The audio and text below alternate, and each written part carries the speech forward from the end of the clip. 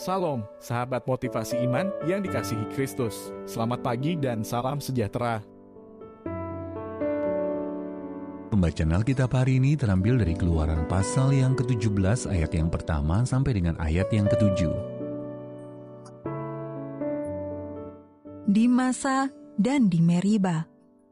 Kemudian berangkatlah segenap jemaah Israel dari padang gurun Sin, berjalan dari tempat persinggahan ke tempat persinggahan, sesuai dengan titah Tuhan.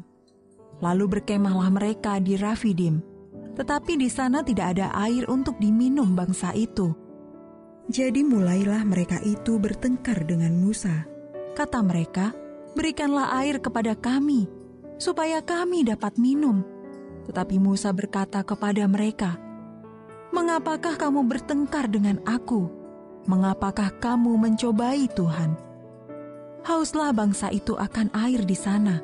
Bersungut-sungutlah bangsa itu kepada Musa dan berkata, "Mengapa pula engkau memimpin kami keluar dari Mesir untuk membunuh kami, anak-anak kami, dan ternak kami dengan kehausan?" Lalu berseru-serulah Musa kepada Tuhan, katanya, "Apakah yang akan kulakukan kepada bangsa ini? Sebentar lagi mereka akan melempari aku dengan batu."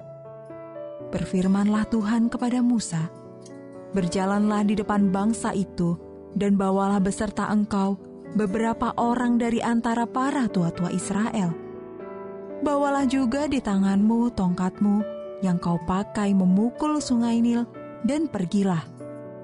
Maka aku akan berdiri di sana, di depanmu, di atas gunung batu di Horeb. Haruslah kau pukul gunung batu itu, dan dari dalamnya akan keluar air, sehingga bangsa itu dapat minum." Demikianlah diperbuat Musa di depan mata tua-tua Israel. Dinamailah tempat itu Masa dan Meriba, oleh karena orang Israel telah bertengkar dan oleh karena mereka telah mencobai Tuhan dengan mengatakan, "Adakah Tuhan di tengah-tengah kita atau tidak?" Ayat Mas Renungan hari ini terambil dari Keluaran pasal yang ke-17 ayat yang ke-6. Haruslah kau pukul gunung batu itu, dan dari dalamnya akan keluar air, sehingga bangsa itu dapat minum. Judul renungan kali ini, air yang berlimpah. Sahabat ODB di Australia, sebuah laporan menuliskan kisah suram tentang musim kemarau yang ekstrim, udara panas, dan kebakaran. Laporan itu menyebutkan tentang sepanjang tahun yang sangat buruk dengan curah hujan yang sangat minim, sehingga rumput kering menjadi mudah terbakar. Kobaran api yang meluas membakar kawasan pedesaan.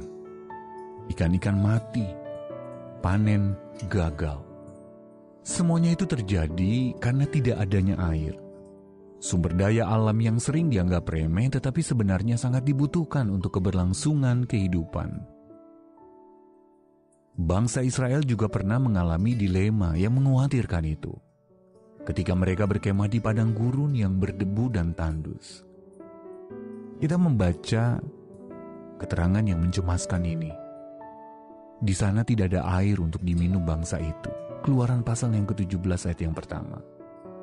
Bangsa itu merasa ngeri. Tenggorokan mereka kering. Pasir terasa sangat panas. Anak-anak mereka kehausan. Dalam ketakutan bangsa Israel bertengkar dengan Musa, menuntut diberikan air. Namun apa yang dapat Musa lakukan? Ia hanya bisa datang kepada Allah. Allah pun memberikan instruksi yang janggal kepada Musa. "Bawalah juga di tanganmu tongkatmu, dan haruslah kau pukul gunung batu itu, dan dari dalamnya akan keluar air, sehingga bangsa itu dapat minum."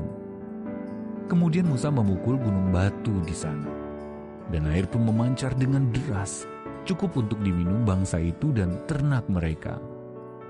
Hari itu bangsa Israel tahu bahwa Allah sangat mengasihi mereka. Dia menyediakan air yang berlimpah. Saat Anda mengalami kekeringan atau padang gurun dalam kehidupan, ketahuilah bawalah mengetahuinya dan Dia tetap menyertai Anda. Apapun kebutuhan dan kekurangan Anda, kiranya Anda memperoleh pengharapan dan kesegaran dari air hidupnya yang melimpah. Sahabat ODB, bagian manakah dari hidup Anda yang terasa gersang dan tandus? Dan bagaimana Anda dapat mencari dan mengandalkan kelimpahan air hidup dari Allah? Ya Allah, aku membutuhkan air hidupmu yang memelihara diriku. Jika Engkau tidak menolong aku, tidak mungkin aku bisa bertahan. Kasihanilah aku dan berikanlah air hidup.